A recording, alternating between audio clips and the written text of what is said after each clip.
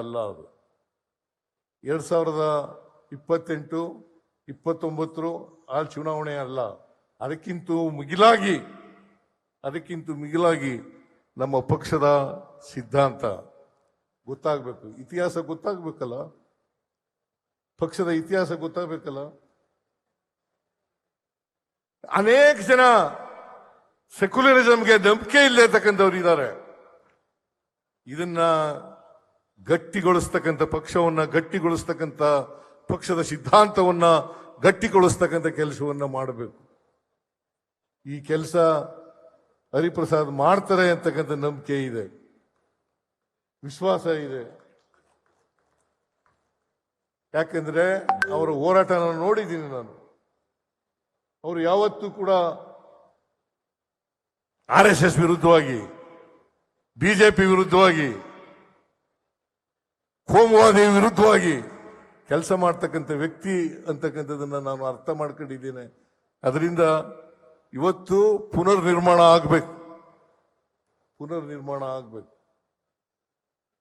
ಮತ್ತೆ ಸ್ವಾತಂತ್ರ್ಯ, ಸಮಾನತೆ, ಭ್ರಾತೃತ್ವ ಈ ದೇಶದಲ್ಲಿ, ಈ ಸಮಾಜದಲ್ಲಿ ಎಸ್ಟಾಬ್ಲಿಷ್ ಆಗಿ ನಾವು ಈ ದೇಶವನ್ನು ಮುಂದೆ ಮಾಡಿಸ್ತಕ್ಕಂಥ ಕೆಲಸವನ್ನು ಮಾಡಬೇಕು. ಅದಕ್ಕೆ ನಮ್ಮ ಎಲ್ಲ ಕಾರ್ಯಕರ್ತರು ಕೂಡ ಗಟ್ಟಿಯಾಗಿ ಸಿದ್ಧಾಂತದ ಗಟ್ಟಿಯಾಗಿ ಕೆಲಸ ಮಾಡ್ತಕ್ಕಂಥ ಕೆಲಸವನ್ನ ಮಾಡಬೇಕು. ಇದರಿಂದ ಬರೀ ಕಾರ್ಯಕರ್ತರು ಕಾಂಗ್ರೆಸ್ ಪಕ್ಷಕ್ಕೆ ಬೆಂಬಲವನ್ನು ಕೊಡೋದರ ಜೊತೆಗೆ, ಕಾಂಗ್ರೆಸ್ ಪಕ್ಷದ ಬೆಂಬಲವನ್ನು ಕೊಡೋದ್ರ ಜೊತೆಗೆ ಸಿದ್ಧಾಂತಕ್ಕೆ ಬದ್ಧತೆಯನ್ನ ಪ್ರದರ್ಶನ ಮಾಡತಕ್ಕಂಥ ಕೆಲಸವನ್ನ ಮಾಡಬೇಕು. ಆ ಕೆಲಸವನ್ನ ಮುಂದಿನ ದಿನಗಳಲ್ಲಿ ಮಾಡಲಿ ಅಂತಕ್ಕಂಥ ಮಾತುಗಳನ್ನ ಹೇಳಿ 2028ರಲ್ಲಿ ಈಗಾಗಲೇ ಮಲ್ಲಿಕಾರ್ಜುನ ಖರ್ಗೆ ಅವರು ಹೇಳಿದ್ದಾರೆ, DK ಶಿವಕುಮಾರ್ ಕೂಡ ಹೇಳಿದ್ದಾರೆ, ಹರಿಪ್ರಸಾದ್ ಕೂಡ ಹೇಳಿದ್ದಾರೆ, ನಾವೇ ಅಧಿಕಾರಕ್ಕೆ ಬರ್ತೀವಿ.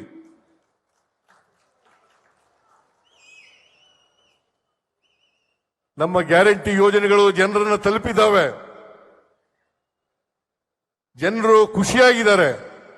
ಈಗ ಕರ್ನಾಟಕದಲ್ಲಿ 5 ಉಪಚುನಾವಣೆಗಳು ನಡೆದವು.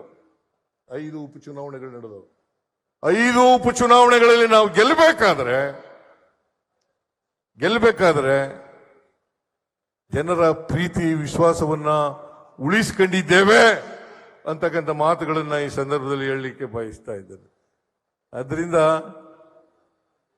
ನೀವೆಲ್ಲರೂ ಕೂಡ ಹರಿಪ್ರಸಾದ್ ಅವರ ನಾಯಕತ್ವದಲ್ಲಿ ಪಕ್ಷವನ್ನ ಗಟ್ಟಿಯಾಗಿ ಮಾಡ್ತಕ್ಕಂಥ ಕೆಲಸವನ್ನ ಮಾಡಿ 2028ರಲ್ಲಿ ಅಧಿಕಾರಕ್ಕೆ ನಾವೇ ಬರ್ತೀವಿ. 29ರಲ್ಲೂ ಕೂಡ ನಾವೇ ಅಧಿಕಾರಕ್ಕೆ ಬರ್ತೀವಿ. 29ರಲ್ಲಿ ಅಧಿಕಾರಕ್ಕೆ ಬಂದು ರಾಹುಲ್ ಗಾಂಧಿ ಅವರನ್ನ ಪ್ರಧಾನಮಂತ್ರಿಯನ್ನಾಗಿ ಮಾಡ್ತಕ್ಕಂಥ ಸಂಕಲ್ಪವನ್ನ ನೀವೆಲ್ಲರೂ ಕೂಡ ಇಲ್ಲಿ ಮಾಡಬೇಕು ಅಂತಕ್ಕಂಥ ಮಾತುಗಳನ್ನ ಹೇಳಿ